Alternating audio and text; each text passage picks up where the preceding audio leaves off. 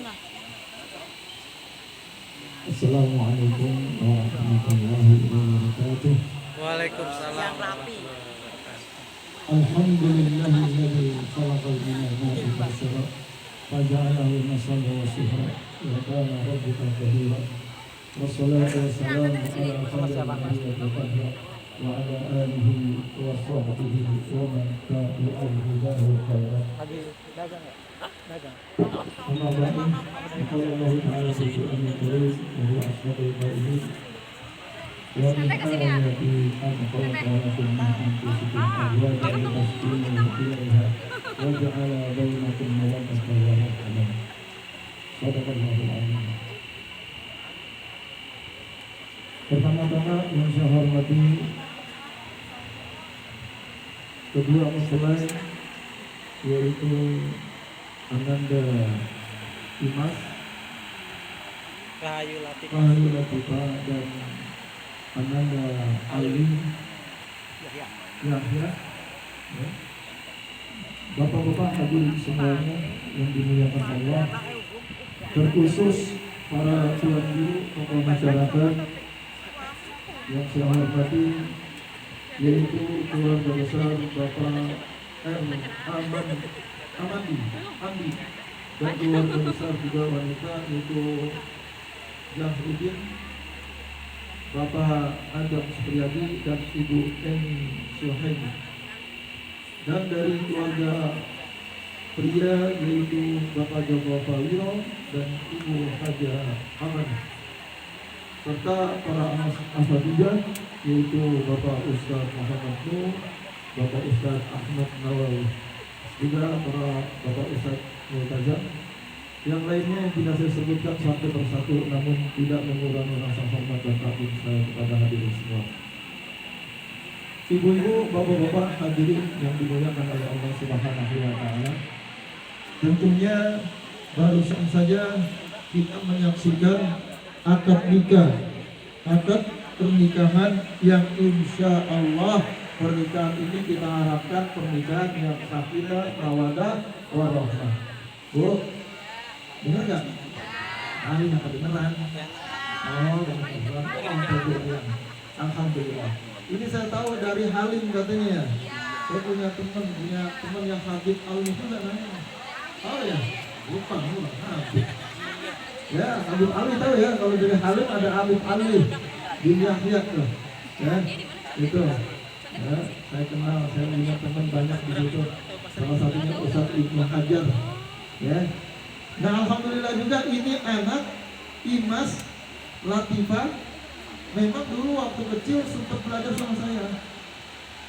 Dari baca tulisnya, Latinnya, dari bahasa Arabnya, baca Qur'annya, alhamdulillah.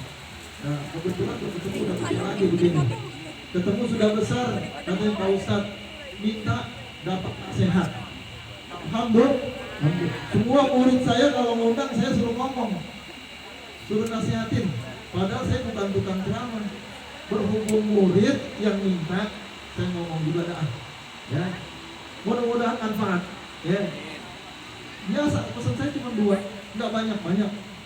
Ya, pesan saya cuma 2. Nabi bersabda, baiti jannati.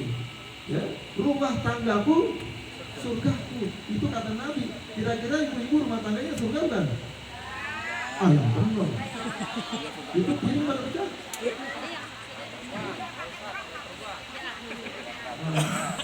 Ya, jadi kata Nabi, rumah tanggaku surgaku. Kenapa? Karena isinya di dalam rumah itu orang yang takwa kepada Allah Subhanahu wa Ta'ala.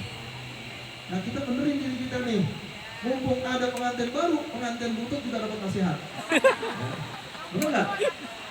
Tua-tua ini pengantin lagi. Ya. Jadi alhamdulillah, pesan saya 2. Pertama, jangan tinggalin sholat. As-sholatu lima. Ini sholat jangan ditinggalin. Wih, jangan tinggalin sholat. Istri tegorin kalau belum sholat. Istri juga ingetin Imas sama Awi. Jangan. Kalau nggak sholat, kebohongan mengatakan rumah tangga yang sakinah bohong. Karena dia sama Allah aja berani. Haknya Allah aja ditinggalin, apalagi hak suaminya. Hak Allah ditinggalin.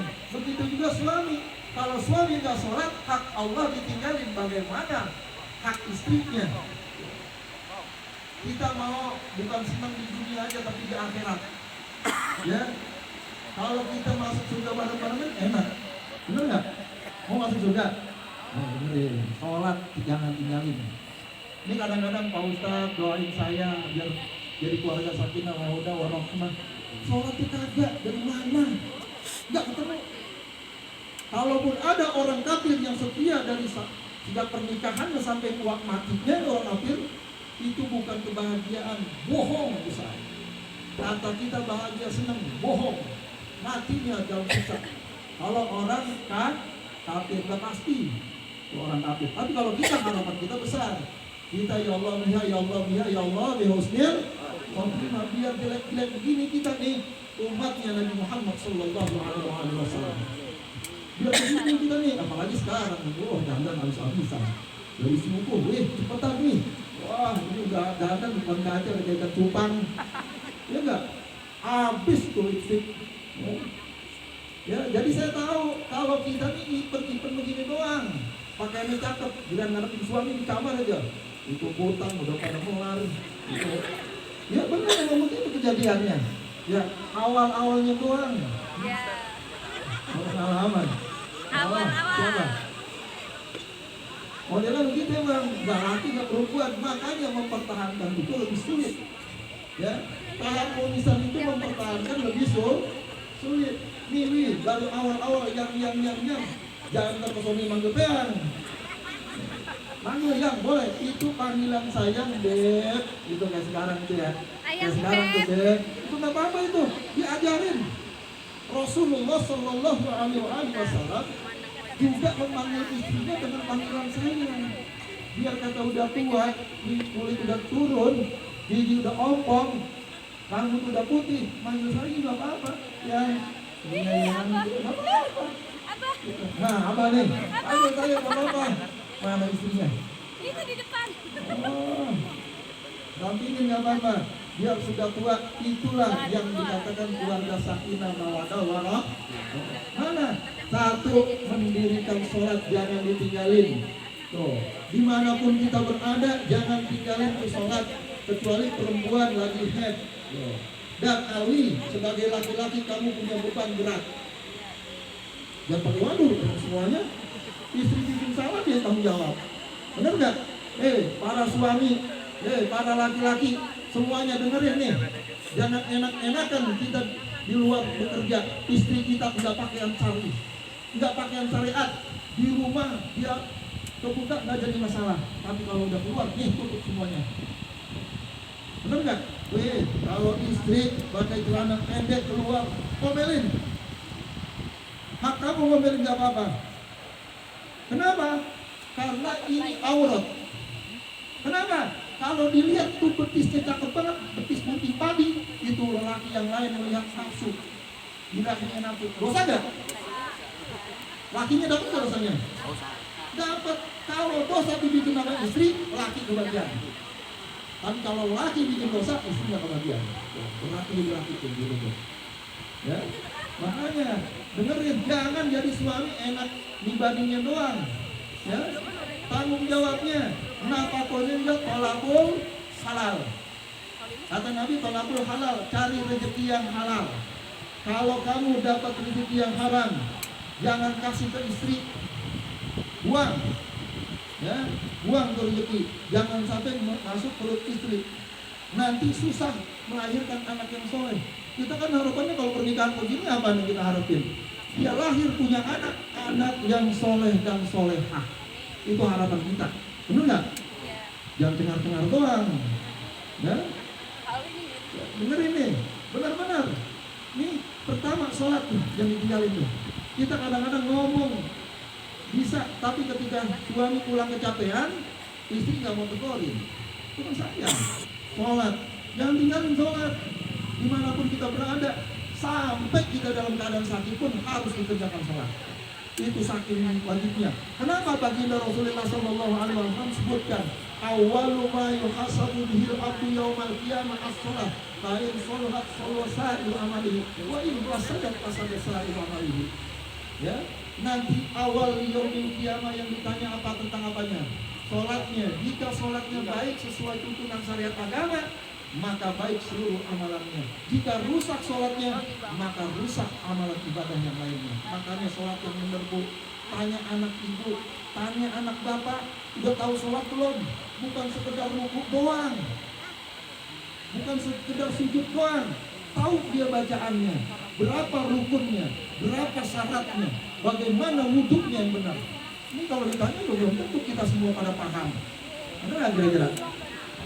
Ini kita udah tua, menang tua doang, menang rambut doang putih. Ya, wudhu aja kita nggak tahu. Pak Ustaz, duduk.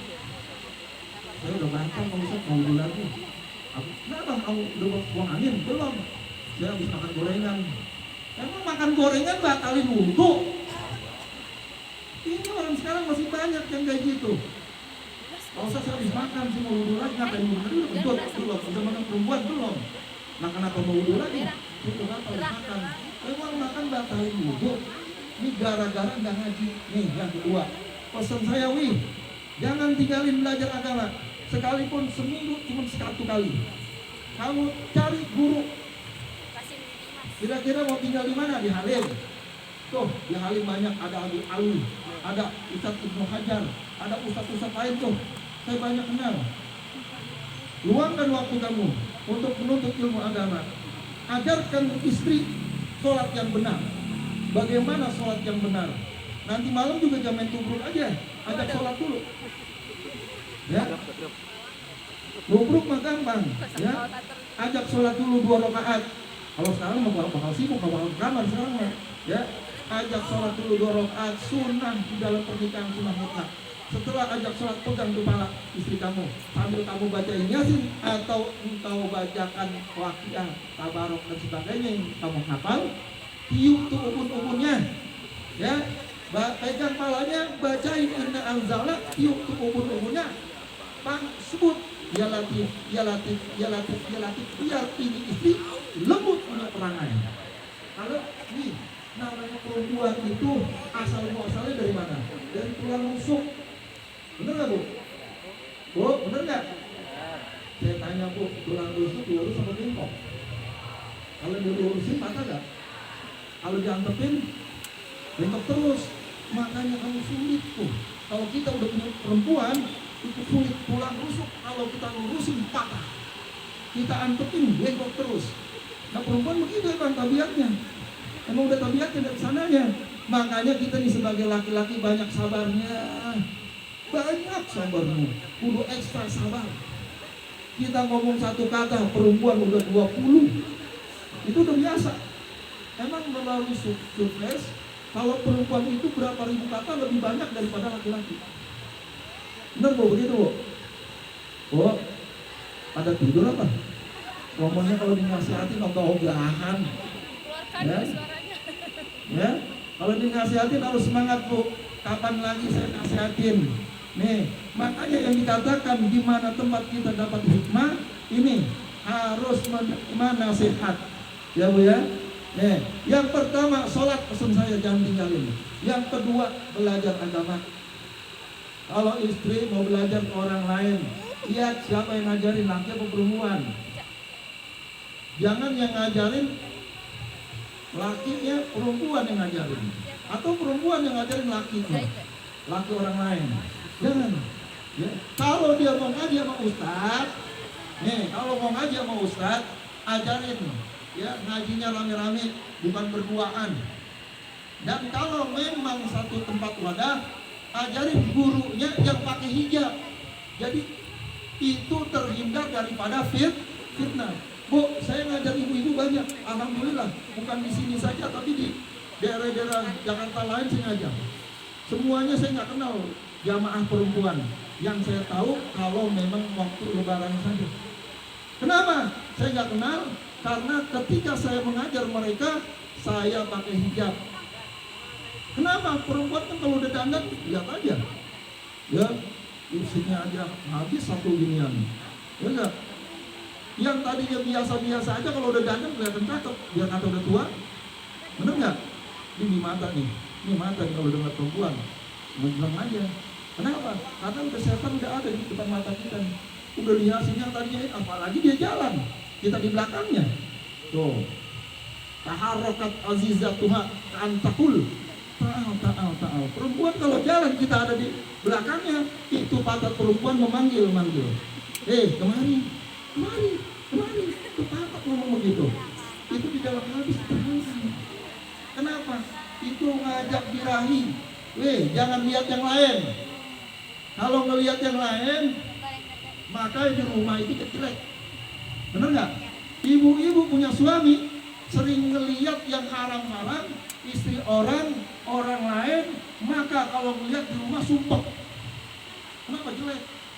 Tapi kalau kita menjaga yang haram, kita jaga nggak melihat yang haram, perempuan yang lain, kita jaga, kita melihat istri kita, itulah yang paling cantik. Begitu ya, ini pesan banget. Yang kedua pesan saya itu ngaji, jangan tinggalin belajar agama. Ya, ngaji itu bukan cukup membaca Al-Quran di rumah, bukan. Kalau membaca Al-Quran di rumah namanya tilawah, hitungannya ibadah. Kita baca Quran di rumah, itu dihitung ibadah. Kalau kita baca Quran di rumah, ada yang memperhatikan, ada yang menegur, ada yang membenarkan. Nah, itu namanya belajar. Kalau sekedar baca Quran kita di rumah aja, itu namanya ibadah. Nggak salah, nggak ada yang benerin. Bener nggak, Ustaz? Salah nggak ada yang benerin. Ibu-ibu baca Quran, saya mau rajin anak saya di rumah, nggak kemana-mana. Apa? Rajin ngajinya juga di rumah. Ngapain di rumah? Baca Quran. Ada gurunya? Kagak. Itu namanya bukan ngaji, tilawah, membaca Al-Quran, disebut ibadah. Ya. Makanya yang ngaji adalah ketika kita diberitahu hukum Allah Subhanahu wa Ta'ala, tentang tata cara ibadah, tentang bagaimana sikap kita kepada Allah, sikap kita kepada makhluknya Allah Subhanahu wa Ta'ala. Karena ilmu ada 3 bagian. Ilmu yang pertama yang perlu kita ketahui adalah ilmu tauhid, ya, ilmu keesaan Allah Subhanahu wa Ta'ala. Ya, Bu. Apa udah sifat 20? Hah? Yang apa cuma 1 orang, yang lain pada apa nih? Yang benar. Bu, apa udah sifat 20? Jangan cabai sama bawang aja apalnya. Apa udah kira-kira? Kalau tanya kamu diem dah. Ntar pulang ada ngoceh dah. Apa enggak sifat 20? Sifat Allah Subhanahu wa Ta'ala yang 20 harus hafal. Apa? Wujud idam baqa mukhalafatul lil hawadisi qiyamuhu bi nafsihi wahdaniyah.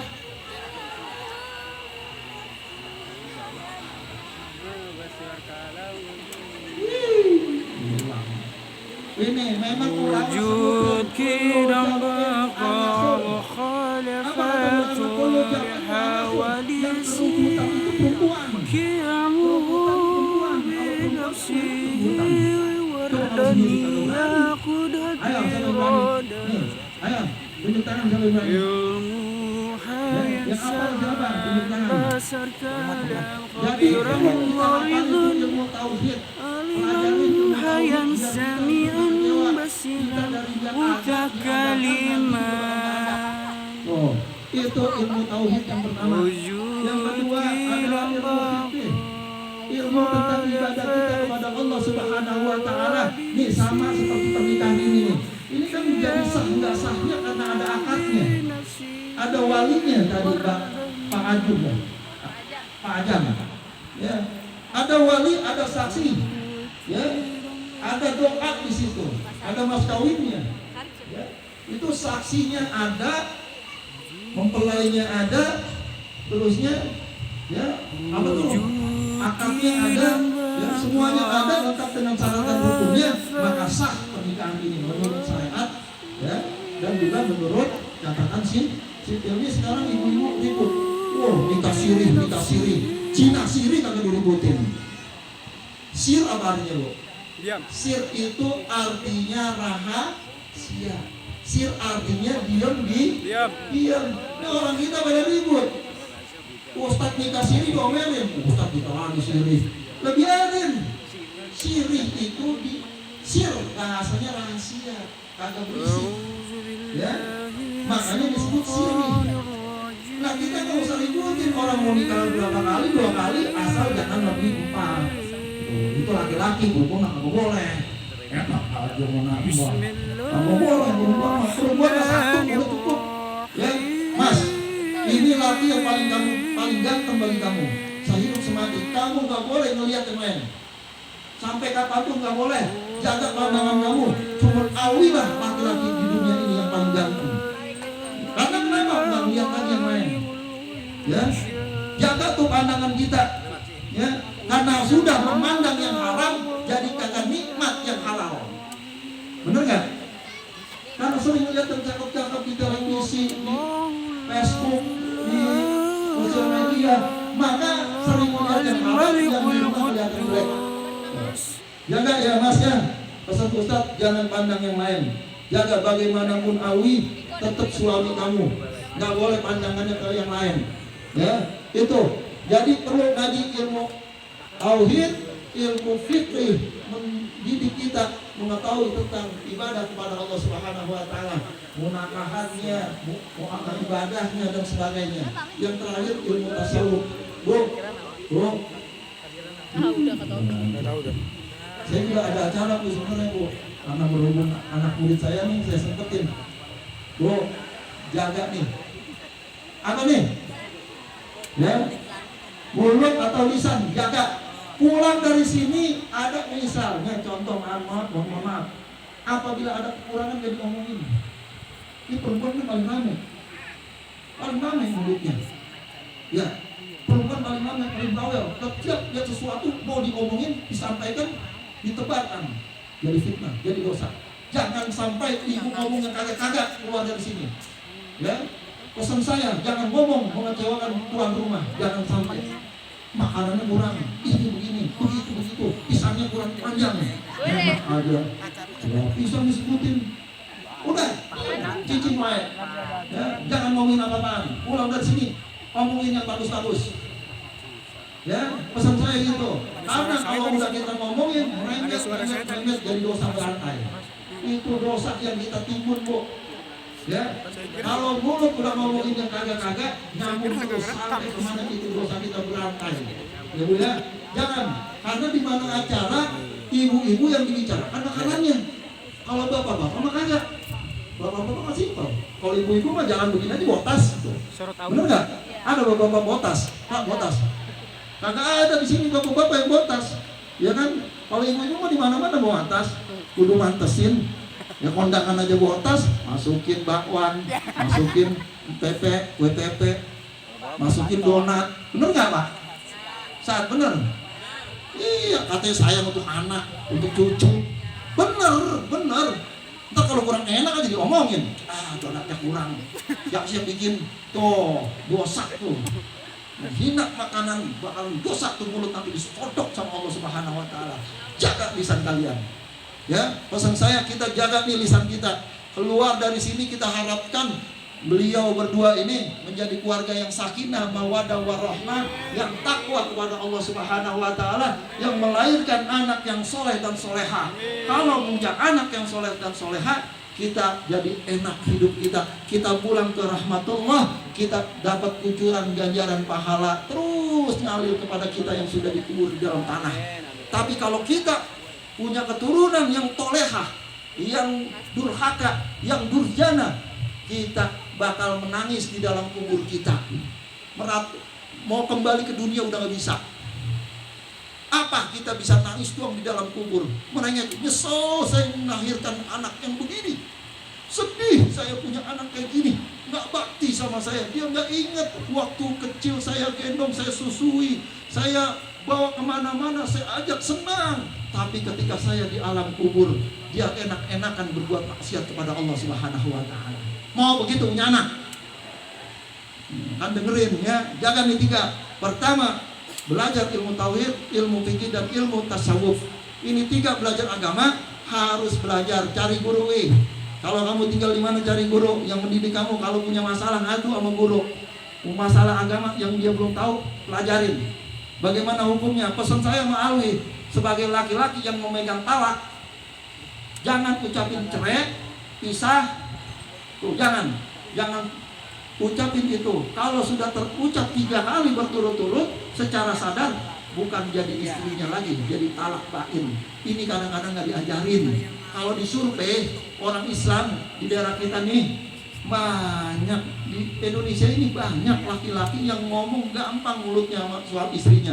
Gue cerai lu, 3 kali dia mau cerai, bukan bininya lagi. Kalau mau kembali lagi, dia kawin dulu sama orang lain. Emang enak begitu? Malam-malam gigit jari itu laki. Kenapa? Kita bisa menemui istrinya. Kenapa? Karena dia mengucap talak. Kalau perempuan mengucap talak, ceraiin gua bang, 1000 kali dia ngomong, enggak bakal diterima. Kecuali dia ngadu dulu ke KUA, ke hakim, dia ngadu, namanya hulu. Nah kalau begitu boleh, bisa. Itu pun nanti ada syarat-syaratnya. Ya, makanya perlu ilmu agama, jangan nikah doang. Bisa nikah, bisa ini. Agama nggak pakai ini, aturan ibadah semua nih niatin, ya diniatin sama kita apa? Perkawinan ini adalah perkawinan ibadah, ya. Kawin mau senang-senang apa mau takwa sama Allah? Ya, maka tadi disebutin an-nikah sunnatul anbiya, nikah adalah sunnahnya para nabi. Wasi'aru aulia itu syiarnya dengan menikah.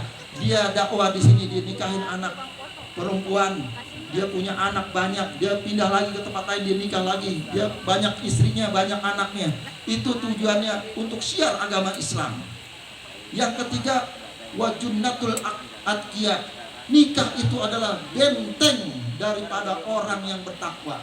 Kalau kamu nikah bukan untuk takwa kepada Allah, berarti kamu mencari kemurkaan Allah Subhanahu wa taala. Kira-kira maunya yang mana?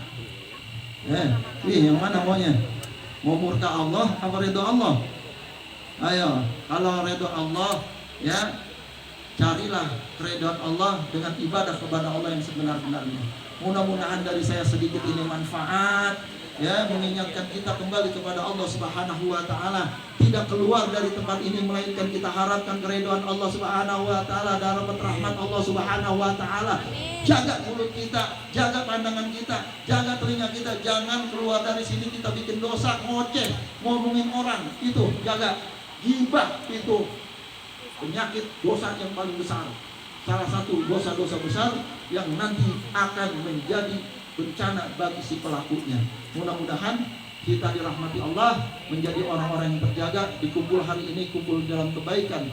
Ala hadiniya wa likulli niyatin sholih. Al-Fatihah. Bismillahirrahmanirrahim. Alhamdulillahirabbil alamin. Arrahmanirrahim. Iyyaka na'budu wa iyyaka nasta'in. Ihdinas siratal mustaqim. Shiratal ladzina an'amta 'alaihim. Bismillahirrahmanirrahim. Alhamdulillahirabbil alamin. Allahumma shalli ala sayyidina Muhammad wa ala alihi washabbihi wa barik wasallim. Allahumma ighfir lana dhunubana wa liwalidina wa liustabina wa limasyayikhina wa liman ahsana ilaina wa lil mu'minina wal mu'minat wal muslimina wal muslimat. Allahumma tawwi a'marana fi ta'atika wa bi hubbika wa hubbi nabiyyika Muhammadin sallallahu alaihi wasallam. Allahumma kunna wal muslimin min as-saqwa ila as-sa'adah wa min an-nar ila al-jannah wa min al-'adhab ila ar-rahmah wa min al-dhunub ila al-maghfirah wa min al-isa ila al-isa wa min al-khawf ila al-aman wa min al-faqr ila al-ghina min as-saqam ila as-sihah. Allahumma alif bainahuma mahabbata wal wilat wa rizqhuma nasla salihah min al-rizqi wa afdal min khair khalqi ajma'in. Allahumma asli dzata bainahuma ma'al amal wa ali bainahuma ma'al iman wa aksir auladana huma ma'al salihin wa la taj'alhuma fitnatan bi rahmatika ya arhamar rahimin. Allahumma ali bainahuma kama alaqta baina Adam wa Hawa wa ali bainahuma kama alaqta baina Yusuf wa Zulaikha wa ali bainahuma kama alaqta baina Ibrahim wa Sarah wa ali bainahuma kama alaqta baina Sayyidina Ali wa Fatimah radhiyallahu wa ali bainahuma kama alaqta baina Sayyidina Muhammadin sallallahu alaihi wasallam wa Khadijatul Kubra wa Aisyah ridha. Allah rabbana hab lana min azwajina wa dhurriyyatina qurrata a'yun waj'alna lil muttaqina إماما اللهم اجعل جمعنا هذا جمعا مرحوما وتفرقا من بعد تفرقا معصوما ولا تجعلنا ولا معنا ولا فينا شقيا ومحروما ربنا آتنا في الدنيا حسنة وفي الآخرة حسنة وقنا عذاب النار ربنا تقبل منا إنك أنت السميع العليم وتب علينا إنك أنت التواب الرحيم وصلى الله على سيدنا محمد وعلى آله وصحبه وسلم بفضل سبحان ربك رب العزة عما يصفون وسلام على المرسلين والحمد لله رب العالمين. Kurang lebihnya mohon maaf. Ibu-ibu semuanya akhir kalam wassalamualaikum warahmatullahi wabarakatuh. Waalaikumsalam warahmatullahi wabarakatuh. Terima kasih Ustaz Wahid Hussein atas tausiah dan doanya. Semoga para hadirin dan tamu rombongan mendapatkan ilmunya, baik itu untuk pengantin kita Awi dan Imas dan untuk kita semua. Untuk acara selanjutnya yaitu sesi ramah tamah untuk para tamu rombongan. Silakan untuk yang mau berfoto atau menikmati hidangan yang telah disediakan. Ya, untuk yang difoto yaitu Imas untuk sebagai simbolis ya, memasangkan cincin nikah dari Awi dengan Imas.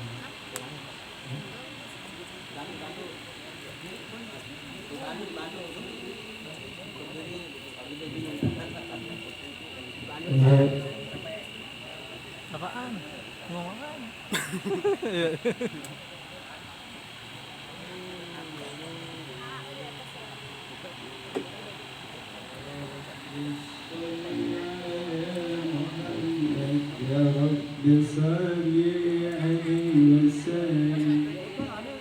Untuk para tamu undangan, silahkan menikmati hidangan yang telah disediakan.